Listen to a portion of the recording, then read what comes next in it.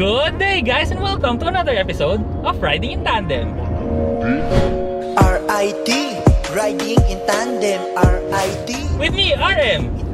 And me, Kuya Regan. Ay, kasama nga pala natin si Edward, the man behind RIT. Behind the curtain, parang ganun. Basta lahat ng mga hanap ng mga edits, alam nyo na this. Oh, yeah. Si Edward yun. Siya yung may kasalanan. At sa episode na to, susubukan natin ang sariwang mainit-init pa, nakakalabas lang na Mitsubishi X-Force. Ano, ready na ba kayo? Ready na! Hey!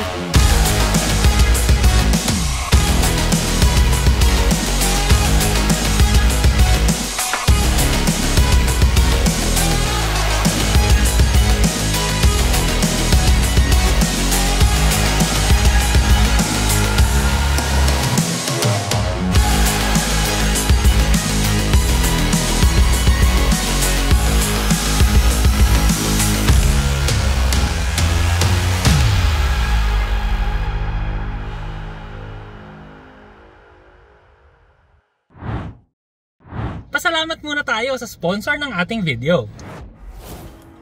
Ito ang Autosport, the world's most innovative mobility scooter. Pwedeng itupi, pwedeng hilahin, pwedeng paghiwalayin. May leather seats at grips. Illuminated ang LCD dashboard. May mga ilaw for visibility.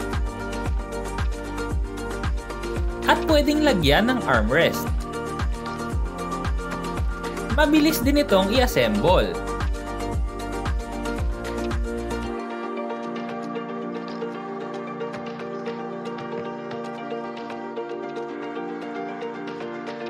May maximum speed na 10 km/h. Shock absorbing at flat free ang gulong. Mataas ang ground clearance. Naka-disc brakes. Pwede rin itong dalhin for land, sea, and air travel.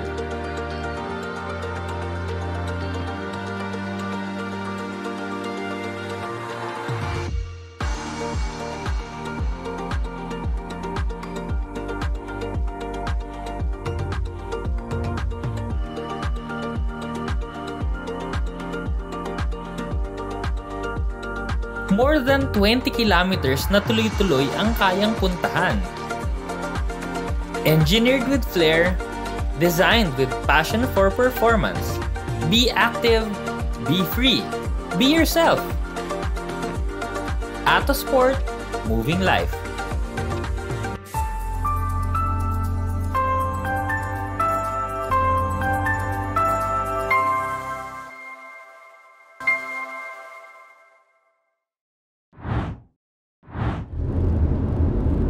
Gamit na nga natin ngayon yung X-Force. Kuya Regan, anong masasabi mo sa design niya sa labas? Well, masasabi ko talagang tamang-tama yung pangalan niya na X-Force kasi ang lakas ng dating. True. Talagang may X-Factor talaga. And napansin ko yan sa mga mga kotse ng Mitsubishi talaga. Kaya kaya may X talagang may extra special talaga. And itong X-Force, it's so exciting because I think this is the first time in a very long time Sorry, nag-i-English. It's the very first time in a long time na Mitsubishi in the Philippines will now have a compact crossover SUV. Oo nga. Diba? Agree naman talaga ako kay Kuya Regan, no? Talagang X-Force exciting, pati yung design language, alam niyo yun. Ito recently lang, diba? Nilabas siya as concept, yung XFC concept. Yun pala, XFC, X-Force pala yun. Yun, diba? Oo, diba? Actually, yung itsura niya, diba Kuya, parang ito na yun eh. Oo nga, mukha talaga siyang concept car. Very edgy, tapos very modern, futuristic yung itsura niya talaga. Grabe, ang gwapo nung mga nung mga headlights, 'di ba? Ang gwapo ng mga DRLs, hanep. Tsaka kakaiba rin yung design niya, no? Parang pati yung design ng mga ilaw. Tapos yung sa unahan kasi, 'di ba, may LED siyang maliwanag. Tapos sa ilalim, no, nandoon na pala may mga projector na ilaw din. Ang ganda. Yes, ang ganda talaga. So itong video nga pala na to, no, ano lang to, first drive namin ni Kuya Regan. So wala pa kaming experience, wala pa sa amin yung mga papel, wala sa amin yung specs. Pero may mga ibang nakuha kaming specs, no? Pero sasabihin din naman natin yan mamaya. Unang-una na doon yung engine. Yung engine nitong X-Force is a 1.5 liter naturally aspirated na gasoline engine, 4-cylinder, and it can do 104 horsepower and 141 Newton meters of torque. Galing talaga ni Kuya, no? Buti na lang meron ng walking código. Thank you, Kuya. Ayos. Tsaka sa loob, eto naman, napansin ko talaga pagpasok ko pa lang dito, gustong gusto ko yung dashboard. Ay, ang ganda. Kasi yan daw yung tinatawag Pronounce. Milan Melange. Kailangan princess ka. Cloth. Oh. Anyway, nakakalaban daw yan sa stain. At saka yung itsura kasi niya, very refreshing. Oo, it's talaga, it looks very premium. Para siyang para siyang tela ng sa maong. Oo. Na pero ang ganda talaga niyan. Usually sa mga premium na mga European cars nakikita yan. Ayun. Oo. Pero Doc, isa pa pala about the engine, nalimutan ko sabihin. Alam niyo ba na yung X-Force CVT transmission? Yun nga pala. Kaya napaka-smooth ng drive. Actually, based daw to yung 1.5 liter engine sa Expander. Pero alam mo naman Kuya, 'di ba, Expander yung daily driver Yes. ko. Pero yung pakiramdam nito ibang-iba, yung hatak nito iba. Siguro nakatulong din kasi mas maliit kasi to sa Expander, mas magaan yung dala niya. Plus yun nga, yung transmission niya, no, bagay sa sasakyan. Oo nga. Actually, tayo yung CVT alam ko sa ibang mga markets, na yan, yung Expander, naka-CVT na, 'di ba? Pero itong X-Force, parang pinatitigim sa atin kung anong klaseng CVT talaga ng Mitsubishi, and sobrang smooth talaga siya. Sobrang smooth, at saka yung power delivery niya. Imagine niyo, nasa expressway pa tayo, 1.5 liter lang yung gamit nating makina, pero may hatak talaga siya. May kahit ngayon 94 na yung speed natin, pero pag ginas ko siya, may sipa talaga, at saka hindi siya galit na galit. Medyo mararamdaman mo, tataas lang yung revolution, pero okay pa rin Actually, alam mo yan na sinasabi nga ng karamihan. Pag sinabi mong 104 horsepower, ay bakit parang mababa yata yung power niya? Makakaakit ba ng Baguio yan?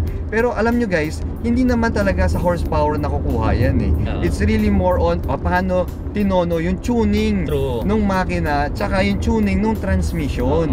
Pero bago rin tayo tumuloy pa dyan sa driving, no? Kasi ito yung exceptional talaga na gustong gusto ko dito sa kotse na to, Kuya. Ano yun? Yung speakers, napakaganda ng tunog. Grabe. Relax ako kanina, tapos yung mga modern na love song pa yung tumutugtog kanina, kaya talagang feel na feel ko Kaya nga, actually kasi itong top of the line na Mitsubishi X-Force, it's equipped with a premium Yamaha speaker system. Yun. Yamaha. Napakagaling, napakaganda ng tuning din. Meron siyang bayo.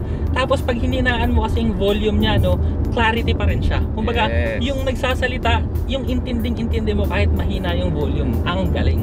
Galing talaga. It's ang ganda ng balance nung music niya. Syempre hindi natin mapapatugtog dito because of copyright reasons, di ba? Pero pwede naman silang pumunta sa pinakamalapit na Mitsubishi, tapos doon nyo na lang pakinggan. Test drive. Pag nag-test drive kayo, make sure na magpa-sounds kayo para marinig nyo talaga. At speaking of the sound system, Kuya, di ba? Naka 12.3 inch na rin tayo na infotainment system na merong Android Auto at Apple CarPlay. At ngayon, wireless pa, gamit namin ngayon ng Apple CarPlay. Oo, wireless CarPlay siya. Tapos, hindi lang siya malaki, ang dami rin niyang information. Di ba? Makikita mo yung performance ng sasakyan, makikita mo yung mga off-roading information. Kasi Doc, alam mo ba, itong X-Force, pwede mo rin siyang dali sa mga light off-road areas. Actually, pwede, no? At saka yung pinag-uusapan niya natin, Kuya, meron din tong active yaw control. Yun. Imaginein mo yan, ano ba yung active yaw control? Yun yung pampaganda ng turn, Kuya, di ba? Oh, yes. And alam mo ba ano yun? Yung active yaw control, that's the same technology that's used in the Lancer Evolution. Di ba? Hindi lang yun. Yun din yung nasa Triton ngayon. Yes. Ang dami kasing screen dito. Yung instrument cluster natin, screen din. 8 inches to. Tapos yung speedometer nyo, kakaiba. Fully digital. Alam mo yung speedometer niya, parang tachometer pero palibot dun sa screen. Ang galing, kakaiba Ngayon ko lang napansin yan.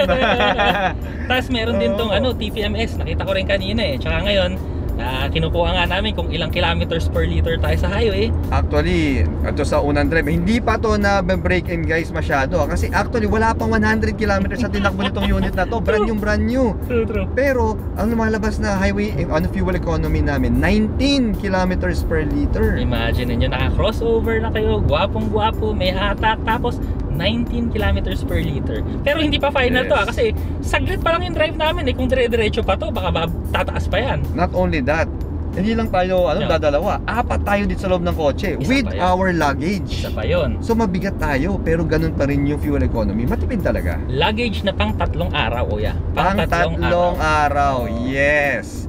Mag-ano kami, destination kami ngayon. Siyempre, abangan nyo na saan kami pupunta. Ang steering wheel natin, siyempre regular naman, meron tayong leather, no? Pero ito kasi may mga perforations pa sa gilid. May mga lubog-lubog lang pala, hindi butas, pero lubog-lubog. So, yung feel mo, no? Premium talaga. Plus, meron pa tayong adaptive cruise control. Actually, hindi lang adaptive cruise control. Itong X-Force, the top of the line X-Force, has advanced driver assist aids. Galing, no? May forward collision mitigation, merong blind spot monitor, may rear cross traffic alert, adaptive cruise control. Kompletong-kompleto, guys. Kaya hanep. Speaking of fish, diba, pinag-iswapan kasi natin kanina yung power, diba? Kasi 4 tayo pero may power pa rin. Pero kuya, nakakalimutan ko sabihin, no? For 3 days tayo, 4 na tayo nandun sa trunk yun, nagkasya lahat ng gamit. Yes. Ang luwag, no? Ang luwag. Alam ko parang nasa mga hindi ko alam exactly. Basta malaki. Maluwag. Kasya ang 3 days, 2 nights na gamit ng 4 na lalaki. Oo. Diba? At tanungin muna natin, no? Kasi sa unahan kasi, so yung space, okay sa akin. Headroom, maganda. Bard, kamusta yung knee room mo dyan, tsaka yung headroom mo dyan? Yung headroom, lampas 5 daliri ko. Yun, no? Yun, no? Tapos yung knee room ko, lampas din ng isang fist ko. Siguro, actually 2 fist ko. Oo, diba? Ang luwag, pero compact yung size niya, pero ang luwag sa loob. Pero alam mo, Doc, parang may mali yata ako sa sinabi ko kanina. Sabi ko, yung space sa likod maluwag, sakto para sa 3 days, 2 nights na luggage ng 4 na lalaki. Tama ka siya, pero siguro hindi applicable kung 4 na babae. Ay, siya iba yun eh. Baka 2 babae lang kasya kasi maraming gamit eh. At saka yun nga pala mga katandem, may special guest pa pala tayo ngayon from Mitsubishi Motors. Eto si Sir Kojima-san. Sorry, correction, Kojira-san. Kojira-san. Yes, Kojira-san. Just like that. Ayan, oh. Para makita nyo lang na 4 talaga kaming nakasakay dito. Alam mo, Doc, kaya ano siya eh. Kaya po pwede siya sa mga light off-road, itong X-Force. Kasi ang taas ng ground clearance nito. Ano ba ang ground clearance? Nagulat ako sa ground clearance nito. 222 millimeters ground clearance. Legit SUV. Wow. Di ba? Alam mo ba, naniwala ka sa hindi, mas mataas pa to kaysa doon sa maliit mong off-roader. Seryoso? 210 lang yun eh. Ay, ganun ba? Oo, yung 3-door, okay. Oo, yung 3-door mo na off-roader. Oh, may gulay. 210 lang yun. Ito, 222. So, kumpleto na, no? May space ka sa likod. Maglagay ka na lang ng pang-overlanding gear mo doon sa ibabaw, no? Yes. So, shoutout natin, Overland Kings. Yun, no? Nakasingit pa. Pwede kang mag-camping gamit ang X-Force. So, mga katandem, no? Na-testing na natin tong X-Force. Susubukan din namin sa track, susubukan namin i-drive ng mas malayo. So abangan nyo na lang yung full video, pero parang full video na nga, nasabi na natin natin. Actually, mga katandem, medyo disclaimer lang ha. Wala pa kaming alam masyado about the specs nito. Nag-research lang kami online sa mga sa ibang market, di ba? Pero mabuti na lang kasama natin si Kojira-san at he verified also most of the features na kwento namin sa inyo ngayon. Na ganun din yung features dito sa Philippine spec na X-Force. So sa mga nanonood, huwag nyong kakalimutan, mag-subscribe kayo sa Regan's Rides. Kuya Regan, lahat ng channel mo ulit. Kulitin natin mga katandem. Kung sino sa inyo hindi pa nakasubscribe sa Regan's Rides, parang awa nyo na. I-click nyo na yung subscribe button sa channel ko at makaabot na ako ng 100,000 subscribers. Support naman natin. 100,000 na oh. Thank you. Maraming salamat mga katandem sa panonood. Sana nag-enjoy kayo sa video na to. Next video na. Yung complete video coming soon. Baka next week or mga ilang araw lang. Sandali lang. Hintayin nyo lang. RIT, riding in tandem. RIT, riding in tandem. RIT, riding in tandem. Siksik na impormasyon mula kay RM at Elaine.